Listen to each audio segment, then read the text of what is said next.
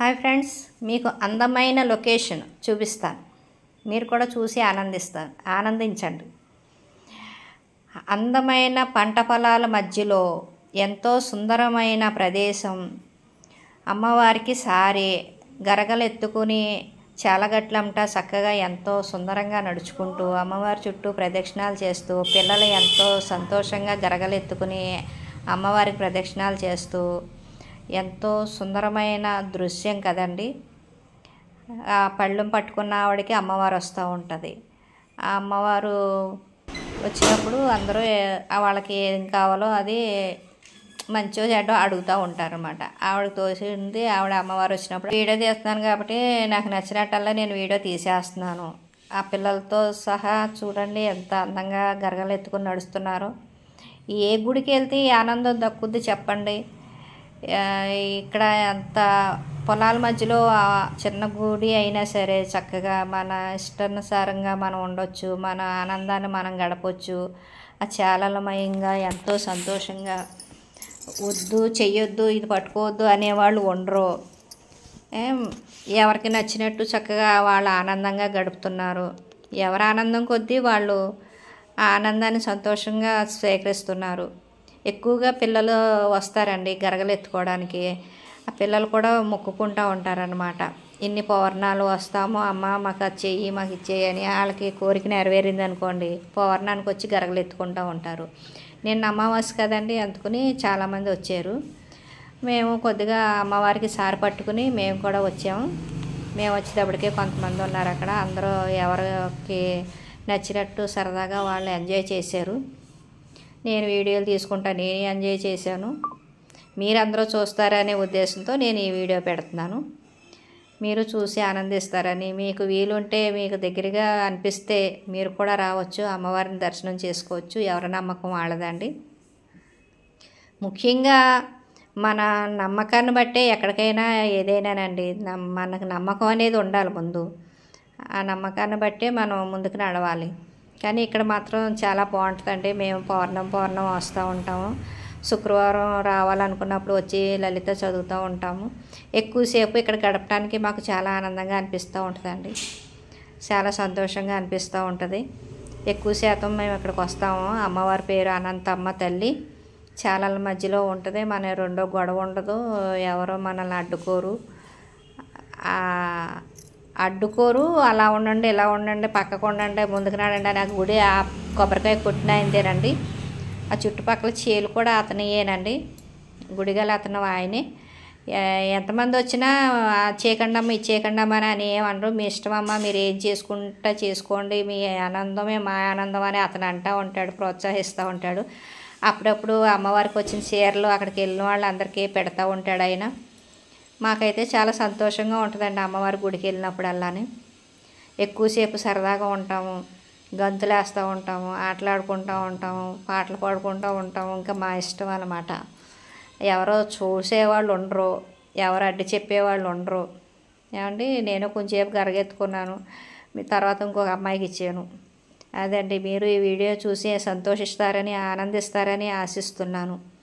ఇలాంటి అవకాశం మీరు కూడా పొందాలండి.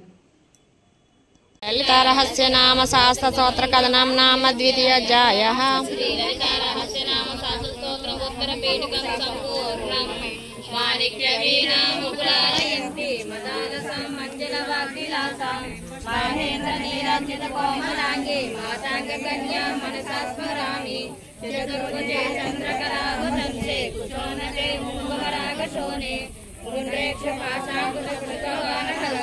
నమస్తే జగదేక మాతః, నమస్తే జగదేక మాతః, నమస్తే జగదేక మాతః. ఇంకా తప్పు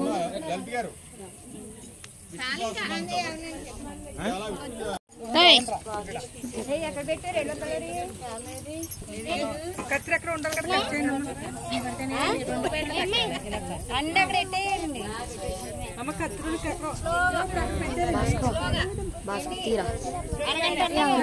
ఆంటీ గారు సరే ఈసారి మొత్తం చుట్టుగా తీయమన్నారు.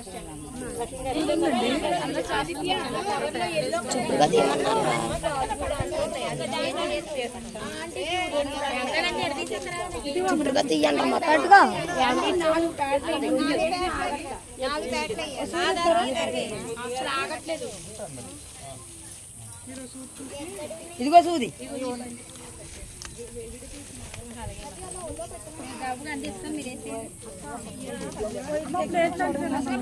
పట్టుకోరా సరే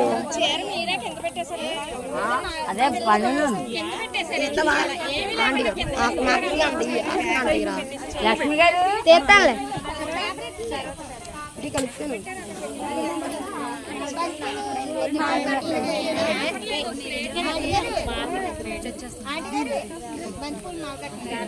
మల్లెపూలా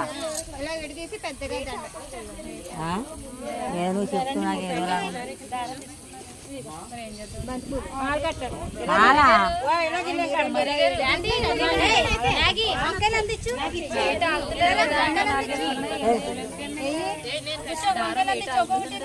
కడతావా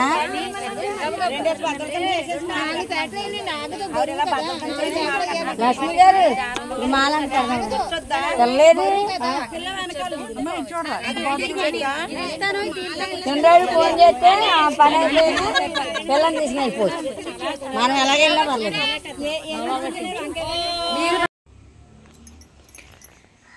అమ్మవారికి ప్రసాదం కింద పట్టుకెళ్ళడానికి సేమియా కాస్తున్నానండి. ముందు సేమియాలుని అవి ఉడకబెట్టేసాను. సేమియాలు సగ్బియ్యం ఉడకబెట్టేసిన తర్వాత కాసి తర్వాత పాలు పోసాను ప్రసాదం కింద. అమ్మవారికి అనంతమ్మ తల్లికి సారి పట్టుకెళ్దామని అందరూ స్వీట్లు పట్టుకెళ్తున్నారు. నేను మాత్రం సేమియా కాసుకుని పట్టుకెళ్తున్నాను. సేమియా అందరికీ తెలిసిన విషయమే కదా, ఎలా కాస్తారో ఏంటి అనేది నేనేమి అన్ని వివరాలు ఏమీ చూపించట్లేదు. మామూలుగా ఏంటంటే తెలియడం కోసం చెప్తున్నాను, అది ఎందుకు చేస్తున్నాను అనేది తెలియాలి అనేసి మీకు వివరిస్తున్నాను. సేమియా తయారైన తర్వాత ఒక క్యాన్లో పోసుకుని అమ్మవారి గుడికి వెళ్ళామండి. అమ్మవారి గుడి కూడా మొత్తం వీడియో తీసాను, అది కూడా పెడతాను. సేమియా అంతా తయారైపోయింది, దగ్గరకు వచ్చేసింది. 1/2 కేజీ సేమియా, 2 లీటర్ల పాలు, 1/2 కేజీ బెల్లం, జీడిపప్పు, కిస్మిస్ అంతా కామనే కదండి. ఇంకా చాలా బాగా కుదిరింది చక్కగానే. అమ్మవారికి ప్రసాదం కింద తీసుకెళ్ళాను. కానీ బెల్లం వేయటం మర్చిపోయానండి, మళ్ళీ సరిపోదలేదనేసి కొద్దిగా వేసాను. బెల్లం వేయటం చూపించలేదు. మళ్ళీ ఆఖరిని బెల్లం వేయటం చూపించలేదని అనుకుంటారనేసి కొద్దిగా వేసాను. బెల్లం వేసేటప్పుడు మర్చిపోయాను, తీయలేదు. తర్వాత కాకరకాయ ఫ్రై చేస్తున్నాను అన్నమాట. కొంచెం వెరైటీగా ఫ్రై. వెరైటీ ఏంటనుకుంటున్నారా? వేరుశనగ గుళ్ళు, 2 ఎండుమిరపకాయలు, కొద్దిగా జీలకర్ర, కొద్దిగా నువ్వులు అన్నీ వేపేసి పౌడర్ చేసేసి అందులో కొంచెం పంచదార వేస్తానండి. పౌడర్లో పంచదార వేసి సాల్ట్ అది వేసేసిన తర్వాత కొంచెం మిక్సీ పట్టేసి తర్వాత లాస్ట్లో 4 ఎల్లుల్లిపాయలు వేసి అది కూడా మిక్సీ పట్టేసిన తర్వాత పొడి కింద అది కూడా పంచదార వేస్తున్నాను కొద్దిగా. అంటే చేదు అని తెలియకోకుండా ఎప్పుడు ఉండడం కోసం. కానీ బాగుంటుందండి, ఇలా చేసి చూడండి మీరు కూడా, చాలా బాగుంటుంది. సాల్ట్ వేసాను. వేపేటప్పుడు కొద్దిగా కాకరకాయ ముక్కల్లో కొద్దిగా వేస్తాను. పొడి రెడీ అయిపోయిందండి. నువ్వులు వేసాను. నువ్వులు కూడా వేసేసిన తర్వాత మిక్సీ పట్టేసిన తర్వాత చాలా కమ్మగా రుచిగా, ఇంకా అన్నం అంతా కూడా మీరు వీటితోటే తినేయచ్చండి. కాకరకాయ ఎప్పుడుతో వెల్లుల్లిపాయలు వేసాను, అది కూడా కచ్చాపిచ్చగా మిక్సీ పట్టేసిన తర్వాత పసుపు వేసి కాకరకాయలు వేగిన తర్వాత బాగానే కొంచెం మరీ రోస్ట్గా కాకోకుండా కొద్దిగా పచ్చి పచ్చిగా ఉండగానే తీసేసుకోవాలండి. మరీ రోస్ట్ అయిపోతే మాడు వాసన కింద ఉంటుంది. నూనెలోనే కొంచెం కారం వేసేసి ఇంకా ఇప్పుడే ఇంకా మసాలా అదే పొడి చేశాను కదా, ఆ పొడి కూడా వేసేసాను. దగ్గరికి వచ్చేసిన తర్వాత కొంచెం ముద్దగా ఉంది, ఎల్లుల్లిపాయలు వేసిన మూలన. అదండి, ట్రై చేయండి.